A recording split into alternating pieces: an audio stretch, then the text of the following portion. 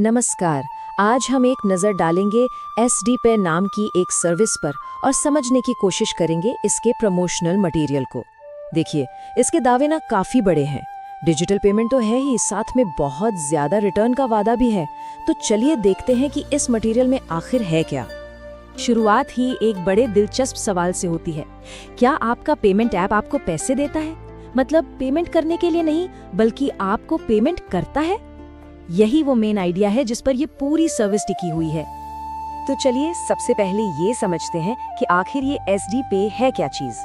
इसके मटेरियल के हिसाब से ये एक नया डिजिटल पेमेंट ऐप है। अब इसे आसानी से समझाने के लिए इनका मटेरियल इसकी तुलना करता है पेटीएम, फोन पे और जीपे जैसे ऐप्स से, जिन्हें हम सब जानते हैं।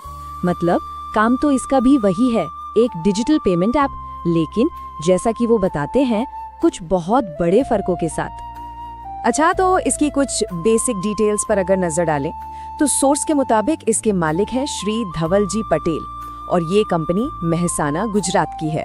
और हाँ, इसकी शुरुआत भी ज्यादा पुरानी नहीं है, इसी साल अप्रैल 2024 में हुई बताई गई है। अब बात करते हैं सबसे जरूरी चीज की, सिक्योरिटी। जाहिर है किसी भी फाइनेंशियल ऐप में सबसे बड़ा सवाल तो सुरक्षा का ही होता है, और इस मामले में ये मटेरियल कुछ बहुत ही बड़े और खास दावे करता है। यहाँ पर ना एक बड़ी इंटरेस्टिंग तुलना की गई है। इनके हिसाब से RBI 3 तरह के वॉलेट्स को मान्यता देता है, और इनका दावा है कि SD पे के पास है नंबर 1 वाला एस्क्रो वॉलेट। अब ये एस्क्रो वॉलेट क्या होता है? ये एक ऐसा खाता होता है जहाँ पैसा किसी थर्ड पार्टी की निगरानी में सेफ रहता है। और फिर ये आगे कहते हैं कि जो बाकी ऐप्स हैं वो दूसरे या तीसरे नंबर के वॉलेट यूज करते हैं। और इसी दावे को और मजबूत करते हुए इनका सबसे बड़ा वादा सामने आता है, वो ये कि इसी एस्क्रो वॉलेट की वजह से इसमें जमा किए गए पैसे पर RBI की 100% सिक्योरिटी है। जी हाँ, 100%। और ये उनकी पूरी पेशकश का एक तरह से सेंटर पॉइंट है। ठीक है, सिक्योरिटी की बात तो हो गई, लेकिन क्या हम वो पैसा निकाल भी सकते हैं? तो मटेरियल के मुताबिक बिल्कुल। जमा किए गए पैसे को कभी भी IMPS, NEFT और RTGS यानी जो हमारे स्टैंडर्ड बैंकिंग चैनल्स हैं उनके जरिए निकाला जा सकता है। ऐसा इसलिए क्योंकि इसे बैंकिंग सिस्टम का ही एक हिस्सा बताया गया है। चलिए अब आते हैं उस हिस्से पर जिसका शायद सबको इंतजार था, कैशबैक और बोनस। क्योंकि यहीं पर ये सर्विस दावा करती है कि वो बाकियों से बिल्कुल अलग है। हाँ, तो इस ऑफर की एक टाइमलाइन भी है। ये शुरू हुआ है अप्रैल 2024 में और चलेगा मार्च 2028 तक।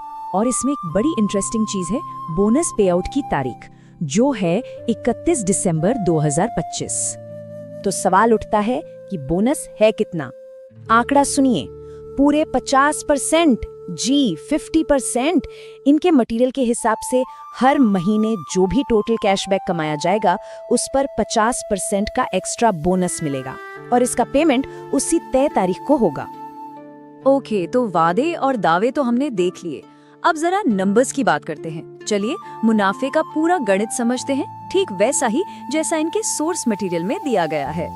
तो यहाँ एक स्लैब वाला सिस्टम है। मतलब फंडा बड़ा सिंपल है, जितना ज्यादा पैसा जमा होगा उतना ही ज्यादा डेली और मंथली कैशबैक का परसेंटेज होगा।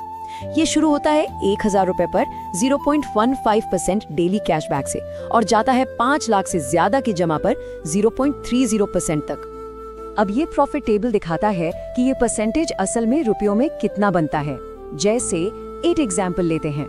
मटेरियल के मुताबिक 25,000 रुपए के बैलेंस पर टोटल मंथली प्रॉफिट है 2,250 रुपए, और वहीं अगर बैलेंस 10 लाख रुपए का हो तो ये आंकड़ा सीधा पहुंच जाता है 1,12,500 रुपए हर महीने पर। काफी बड़ा जंप है।